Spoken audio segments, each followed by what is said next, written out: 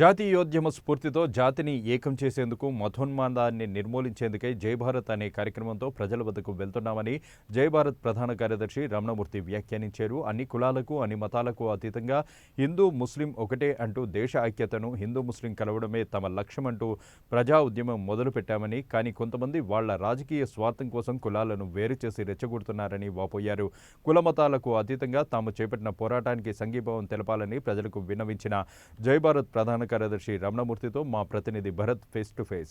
జాతీయ ఉద్యమ స్ఫూర్తితో జాతిని ఏకం చేసేలాగా అటు హిందూ ముస్లిం భాయ్ భాయ్ అనే నినాదాన్ని ముందు పెట్టుకున్నట్టు జై హో హిందూ అని చెప్పి కూడా వీళ్ళు కంప్లీట్గా ఒక ప్రోగ్రామ్ అయితే కండక్ట్ చేస్తున్నారు. అంటే ఇదంతా కూడా కొన్ని సంవత్సరాల నుంచి నడుస్తున్నట్టుగా మనకైతే తెలుస్తుంది. దీనికి సంబంధించి మనతో పాటు మాట్లాడడానికి దీనికి సంబంధించిన పెద్దలు కూడా ఉన్నారు. వాళ్ళ ద్వారా మరిన్ని విషయాలు కూడా తెలుసుకుందాం. నమస్తే అండి. నమస్తే అండి. అసలు ఇది జై భారత్ అంటే ఏంటి, అసలు దీనివల్ల పర్పస్ ఏంటి అన్నమాట? జై భారత్ అనేక ఆశయాల గురించి పనిచేస్తుందండి. 2002 నుంచి అంటే ఇప్పుడు సుమారుగా 25 సంవత్సరాలు అయిపోతుంది. జాతీయ సమైక్యత, మత సామరస్యము, కుల నిర్మూలన, పర్యావరణ పరిరక్షణ, స్త్రీ పురుష సమానత్వం, ఇలాంటి అనేక ఆశయాల గురించి జై భారత్ పనిచేస్తుంటుందండి. ఆ క్రమంలో జై భారత్ అనేక సంస్థలను ఏర్పాటు చేసుకుంది. ఒకటే సంస్థ అన్ని పనులు చేయలేదు కాబట్టి.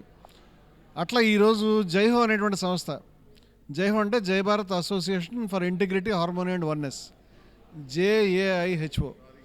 ఈ సంస్థ 14-15 రాష్ట్రాల్లో ఉన్నదండి. ఈ సంస్థ హిందూ ముస్లిం ఐక్యత గురించి ఇవాళ డిసెంబర్ 19 అష్ఫాకుల్లా ఖాన్ రాంప్రసాద్ బిస్మిల్ని ఉరితీసిన రోజు అండి. అష్ఫాకుల్లా ఖాన్ రాంప్రసాద్ బిస్మిల్ని బ్రిటిష్ వాళ్ళు ఒకే రోజు ఉరితీశారు. రాజేంద్ర లాహిరి, లోషన్ సింగ్ అనే మరో ఇద్దరిని కూడా ఉరితీశారు. అష్ఫాకుల్లా ఖాన్ రాంప్రసాద్ బిస్మిల్ 1927లో ఏం చెప్పారంటే, ఉరితీసినప్పుడు వేరువేరు జైళ్లలో మా గురించి మీకు గౌరవం ఉంటే మా గురించి మీరేమీ స్తూపాలు కట్టద్దు, సభలు పెట్టద్దు, మా గురించి సన్మానాలు ఏమి పెట్టద్దు, మీకు మా మీద గౌరవం ఉంటే హిందూ ముస్లిం ఐక్యతను స్థాపించండి అని అడిగారు. అదే ఆశయాన్ని మేము తీసుకున్నాం కాబట్టి డిసెంబర్ 19 ప్రతి ఏడాది కూడా మేము 2008 నుంచి ఈ కార్యక్రమం చేస్తున్నాం.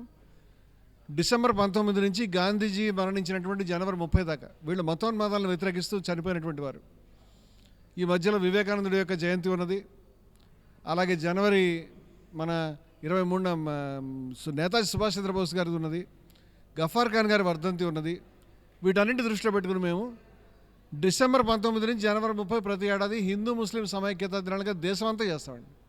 మా కార్యక్రమాలు కాశ్మీర్లో జరుగుతాయి, మా కార్యక్రమాలు అండమాన్స్లో జరుగుతాయి, మా కార్యక్రమాలు రాజస్థాన్లో, ఢిల్లీలో, ఒరిస్సాలో, కేరళలో, తమిళనాడులో, దేశం అంతా కూడా ఈ కేవలం 40 రోజుల్లో సుమారుగా 1000 హిందూ ముస్లిం సమైక్యత సభలు జరుపుతున్నాం మేము. దీనికి సంబంధించి జైహో యొక్క జాతీయ సమ్మేళనం 14 రాష్ట్రాల ప్రతినిధులతో మొన్న నవంబర్ 8-9 తారీఖుల్లో హైదరాబాద్లోనే జరిగింది. నూతన నాయకత్వం ఎన్నికైంది. వారు జైహో యొక్క జాతీయ ప్రధాన కార్యదర్శి ఇక్కడ ఉన్నారు. ఇది అన్ని రాష్ట్రాల నుంచి కూడా దీంట్లో ఉన్నారు. వీళ్ళు అన్ని రాష్ట్రాలు కూడా చేస్తారు.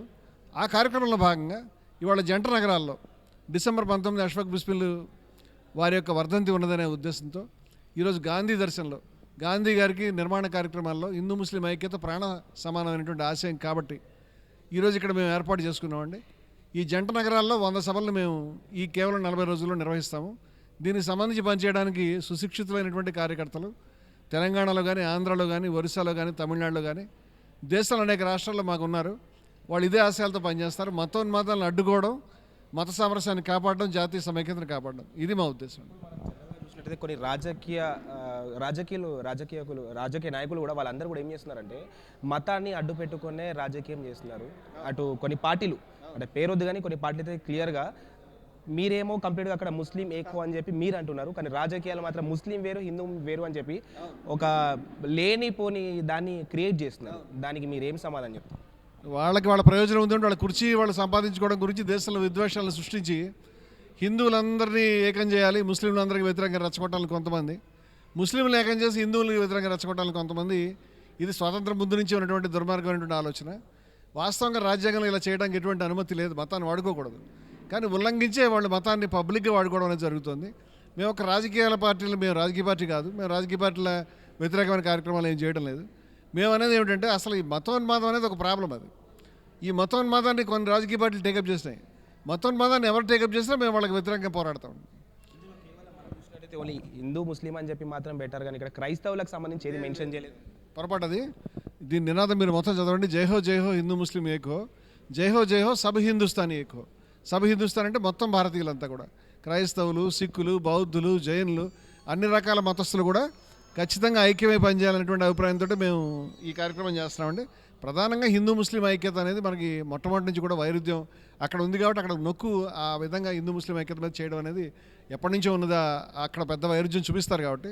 కానీ దాని అర్థం మిగతా కేవలం హిందూ ముస్లిం ఐక్యం కావాలని కాదు, అందరూ ఐక్యం కావాలనే సబ్ హిందుస్థానీ ఏకో అని మేము చెప్తూ ఉంటాము. సిక్ ఈసాయి అనేటువంటి మాట కూడా స్పష్టంగానే చెప్తామండి. దాని రెండో మాట చాలా రాష్ట్రాల్లో ఉన్నట్టుగా అయితే మీరు చెప్తున్నారు. సో వచ్చే పబ్లిక్ దగ్గర నుంచి కూడా ఎలాంటి రెస్పాన్స్ వస్తుంది దీని గురించి? అంటే వాస్తవంగా మతాలు ఏం చెప్తున్నాయి, దేశం యొక్క చరిత్ర ఏమిటి, మన స్వాతంత్ర పోరాటంలో ఏం జరిగింది, ఇవన్నీ కూడా చాలామంది వక్రీకరించి చెప్పడం జరుగుతుంది. ఉన్నది ఉన్నట్టుగా చెప్పినప్పుడు ప్రజలంతా కూడా ఆశ్చర్యపడి, నిజమేనా హిందూ మతం అన్ని చోట్ల కూడా మాకస్సి దుఃఖభాగ్ భవేత్ సర్వే జన సుఖినో భవంతు అని, మా విద్వేషావహై అని, ద్వేషం వద్దు అందరూ సుఖంగా ఉండాలని చెప్పింది. ఇస్లాంలో కూడా ఒక్క మనిషిని చంపితే మొత్తం మానవాళిని చంపినట్టు తప్పుగా చంపితే అనేటువంటి అభిప్రాయం వాళ్ళకు కూడా ఖురాన్లో ఉన్నది. అయితే తప్పుడు అభిప్రాయాలు ఏవైతే ఉన్నాయో వాటిని వ్యాప్తి చేసి ఉగ్రవాదులుగాను, విద్వేషపూరితమైనటువంటి వ్యక్తులుగాను, దుర్మార్గులుగాను తయారు చేయడం అనేది చేస్తున్నారు. మతాల యొక్క నిజమైన సారాంశం అది కాదు. మతాల యొక్క నిజమైన సారాంశం దేశ చరిత్ర యొక్క నిజమైన దేశం గురించి హిందువులు ముస్లింలు సమైక్యంగా పనిచేసి చనిపోయినారు. గఫార్ ఖాన్ భవన్ మా కార్యాలయం పేరు. గఫార్ ఖాన్ గారు పనిచేశారు, మౌలానా అబుల్ కలాం ఆజాద్ పనిచేశారు, అష్ఫాకుల్లా ఖాన్ పనిచేశారు, అలాగే ఉద్దమ్ సింగ్ పనిచేశారు, భగత్ సింగ్ పనిచేశారు, గాంధీజీ పనిచేశారు, ఎందరో మహనీయులు పనిచేశారు. ఎవరు కూడా మతం ప్రాతిపదిక పనిచేయలేదు. అబీద్ హసన్ సఫ్రాని అని జై హింద్ నినాదం ఇచ్చిన ఆయన ముస్లిం, క్విట్ ఇండియా నినాదం ఇచ్చిన ఆయన యూసుఫ్ మెహ్రాలీ ముస్లిం. వీళ్ళందరూ కూడా అబీద్ హసన్ సఫ్రాని నేతాజీ సుభాష్ చంద్రబోస్ సైన్యంలో పనిచేశారు, యూసుఫ్ మెహ్రాలీ గాంధీజీతో పనిచేశారు. హిందూ ముస్లిం సమైక్యంగా రక్తం పారిస్తే ఇక్కడ స్వాతంత్రం అనేది రావడం అనేది జరిగింది. అంచేత మేము ఈ త్యాగాలని, ఈ చరిత్రని అందరినీ గుర్తు చేయడానికి మేము పనిచేస్తున్నామండి. ఇది ఖచ్చితంగా జాతిని బలోపేతం చేసేటువంటి కార్యక్రమం. మీ ఎజెండా వచ్చేసి కూడా ఇక్కడ మతాలు ఏం లేవు, అంతా ఒకటే అన్నట్టుగా, ఇది ఒకటేనా సార్ మెసేజ్ మీరు ఇచ్చేది కంప్లీట్? మతం యొక్క సారాంశం ఏ మతం అయినా కూడా నిర్దోషుల్ని, దుర్మార్గుల్ని, నిర్దోషుల్ని, మహిళల్ని వాళ్ళని చంపమని చెప్పట్లేదు. ఏ మతం చెప్పలేదండి. అందరూ సుఖంగా ఉండాలి, ప్రపంచంతో సుఖంగా ఉండాలని మతాలు చెప్తున్నాయి, అందరూ సమానంగా ఉండాలని చెప్తున్నాయి. కానీ మధ్యలో ప్రతి మతంలో కూడా కొన్ని డీవియేషన్స్, కొన్ని రకాల అభిప్రాయాలు వస్తాయి. ఈ డీవియేషన్స్ ఆ మతస్థులే కొట్లాడి దూరం చేసుకోవాలి. హిందువుల్లో ఉన్నటువంటి అసమానత్వం గురించి మాట్లాడే వాళ్ళు హిందూ మతంలో కొట్లాడి దూరం చేసుకోవాలి, ముస్లిం మతంలో దూరం చేసుకోవాలి. కానీ అసలైన సారాంశం మాత్రం అందరూ సమానంగా ఉండాలి, అందరూ ఐక్యంగా ఉండాలని మాత్రమే ఉంది అనేది మేము నొక్కి చెప్తున్నాము. జయభారత్ తరఫున వేరే వేరే సంస్థలు పనిచేస్తున్నాయి. హిందువుల్లో, ముస్లింల్లో కూడా జయభారత్ ముస్లిం రెవల్యూషనరీ ఫోరం పనిచేస్తున్నది. హిందువుల్లో Hindus for plurality and equality అనే సంస్థ పనిచేస్తుంది, మేము నిర్మించుకున్న సంస్థలు.